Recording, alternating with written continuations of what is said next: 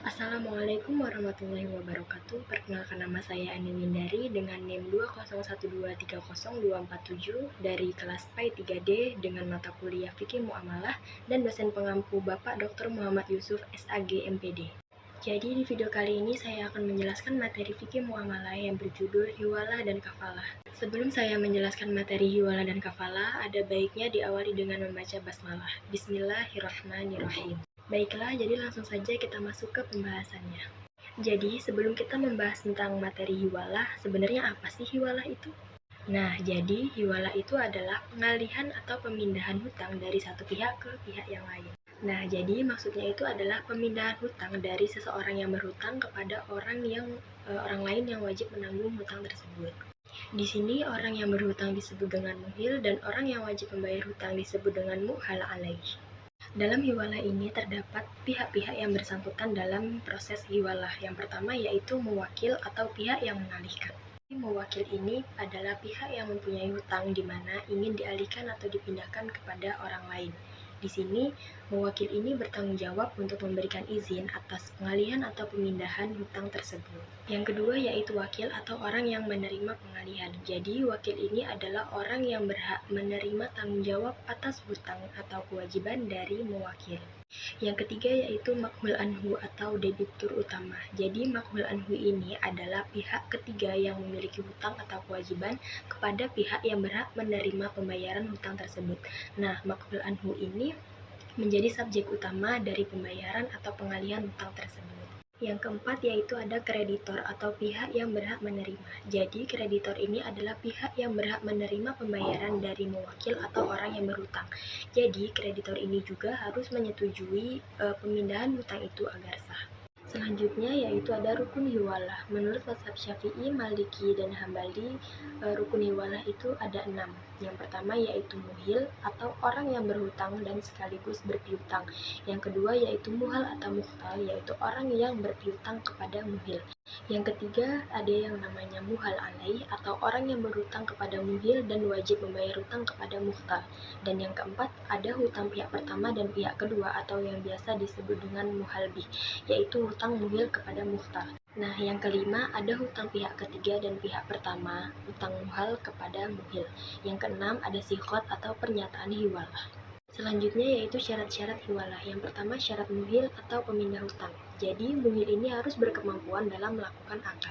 Hal ini hanya dapat dilakukan ketika ia sudah balik, dan hiwalah ini tidak sah apabila dilakukan oleh orang gila atau kanak-kanak karena belum mampu atau belum dipandang sebagai orang yang bertanggung secara hukum. Selanjutnya ada kerelaan muhil. Ini disebabkan karena hiwalah ini mengandung pengertian pelupusan hak milik sehingga tidak sah apabila ia paksakan. Yang kedua yaitu syarat muhal atau orang yang berpiutang kepada muhil. Nah, jadi muhal harus memiliki kemampuan untuk melaksanakan akad atau kontrak tersebut. Ini sama dengan syarat yang harus dipenuhi oleh muhil.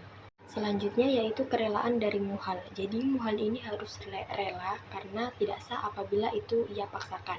Dan penerimaan penawaran hendaklah berlaku dalam majelis akad tersebut.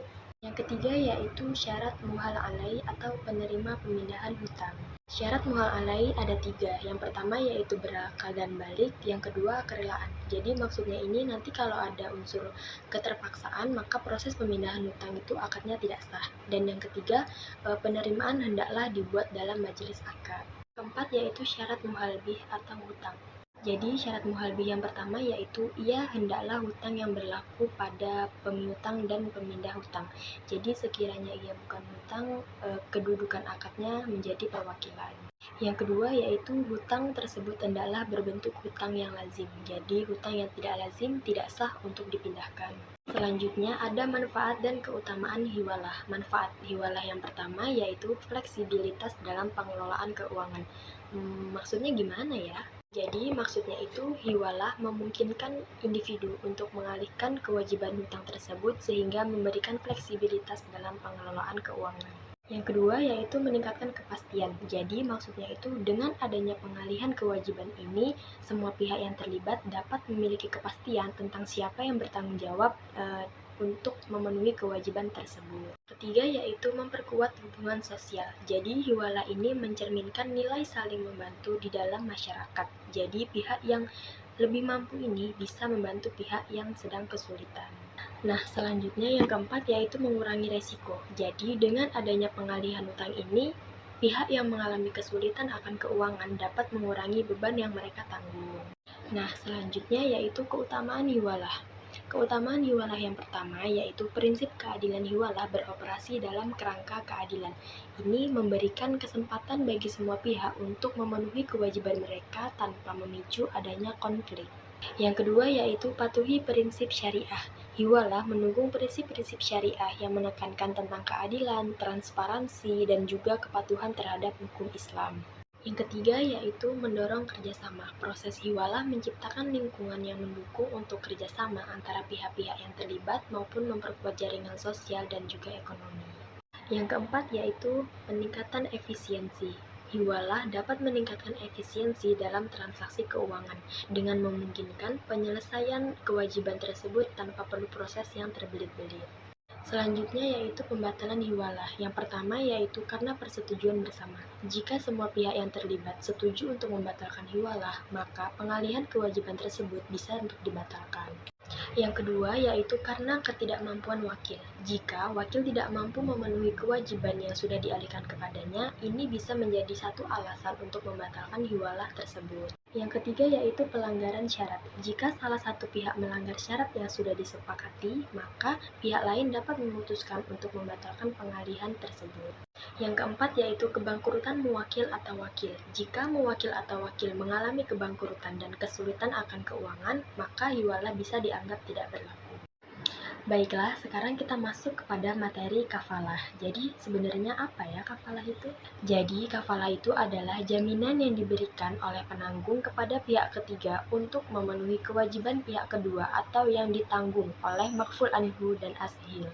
Dalam kafalah terdapat beberapa pihak-pihak yang bersangkutan dalam proses kafalah. Jadi yang pertama ada kafil. Kafil adalah pihak yang memberikan jaminan atau si penjamin. Jadi kafil ini bertanggung jawab untuk memenuhi kewajiban debitur jika debitur gagal untuk melakukannya.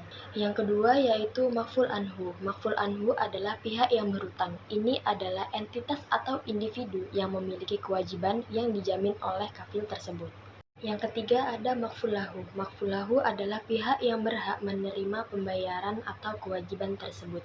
Ini biasanya adalah pihak yang memiliki hubungan dengan makful anhu dan berhak untuk menerima pembayaran.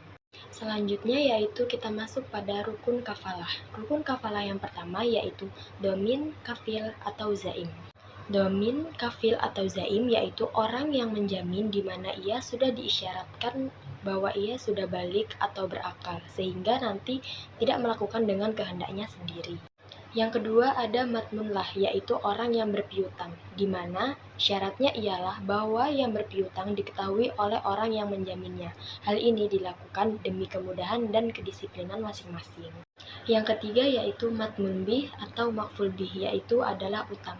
Disyaratkan pada makful bih dapat diketahui dan tetap keadaannya, baik sudah tetap maupun akan tetap. Selanjutnya yang keempat adalah lafaz. Keadaan lafaz itu berarti artinya menjamin, tidak digantungkan kepada sesuatu dan tidak pula berarti sementara.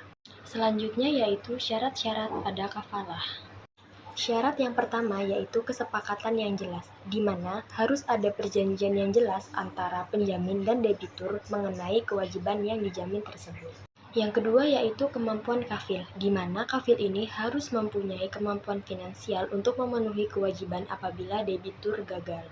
Yang ketiga yaitu kewajiban yang jelas. Jadi, kewajiban yang sudah dijamin oleh kafil harus jelas dan pasti, baik dalam hal jumlah, waktu, maupun waktu pelaksanaan. Yang keempat yaitu tidak bertentangan dengan syariah. Jadi, perjanjian itu harus sesuai dengan prinsip-prinsip syariah dan tidak pernah melibatkan yang namanya riba atau ketidakadilan. Yang kelima yaitu informasi yang jujur. Jadi, semua pihak harus memberikan informasi yang akurat dan jujur mengenai situasi keuangan dan kewajiban mereka. Selanjutnya masuk kepada manfaat dan keutamaan kafalah. Manfaat kafalah yang pertama yaitu jaminan keamanan, di mana kafalah harus memberikan rasa aman kepada kreditur karena ada penjamin yang akan bertanggung jawab jika debitur tidak dapat memenuhi kewajibannya.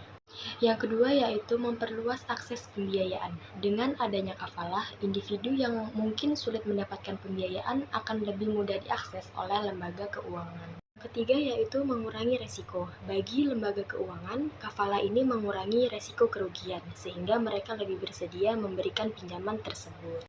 Yang keempat yaitu meningkatkan kepercayaan. Jadi, keberadaan penjamin akan meningkatkan kepercayaan antara pihak-pihak yang terlibat di dalam transaksi tersebut. Selanjutnya yaitu keutamaan dalam kafalah. Keutamaan kafalah yang pertama yaitu bermanfaat untuk masyarakat. Jadi kafalah ini digunakan untuk membantu masyarakat yang memerlukan bantuan finansial tanpa terjebak di dalam riba. Yang kedua yaitu mendorong kewirausahaan. Dengan adanya kafalah, banyak pengusaha kecil yang mendapatkan dukungan modal untuk mengembangkan usaha mereka. Yang ketiga yaitu dapat diterima dalam berbagai sektor. Kafalah dapat diterapkan dalam berbagai sektor, baik perdagangan, jasa, maupun investasi. Yang keempat, membangun hubungan sosial. Jadi, kafalah ini mendorong kerjasama dan solidaritas antar komunitas dan individu, sehingga memperkuat ikatan sosialnya. Selanjutnya adalah pembatalan kafalah. Ada beberapa alasan untuk membatalkan kafalah, antara lain yaitu yang pertama yaitu pelunasan hutang. Jika utang atau kewajiban sudah dilunasi, maka kafalah bisa untuk dibatalkan. Yang kedua yaitu kesepakatan bersama. Apabila kedua pihak setuju untuk membatalkan kafalahnya, maka kafalah bisa untuk dibatalkan. Yang ketiga yaitu kematian kafil. Kematian pemberi jaminan dapat mengakibatkan pembatalan kafalah. Semua itu tergantung pada ketentuan hukum yang sudah berlaku. Yang terakhir ada ketidakmampuan kafil. Apabila kafil tidak mampu untuk memenuhi kewajibannya, maka kafalah dapat dibatalkan. Demikianlah materi yang bisa saya sampaikan. Apabila dari awal sampai akhir terdapat banyak kesalahan dalam pengucapan saya memohon maaf yang sebesar-besarnya. Semoga yang sudah saya jelaskan tadi bisa bermanfaat untuk kita semuanya. Amin ya robbal alamin. Karena presentasi sudah selesai, alangkah baiknya untuk mengucapkan hamdalah. Alhamdulillahirabbil alamin. Baiklah, sebelum saya akhiri, saya ada satu pantun. Jalan-jalan ke Surabaya, jangan lupa beli alpukat. Sekian presentasi dari saya, semoga bisa bermanfaat. Saya akhiri, wallahu muwaffiq ila aqwamit thoriq. Wassalamualaikum warahmatullahi wabarakatuh.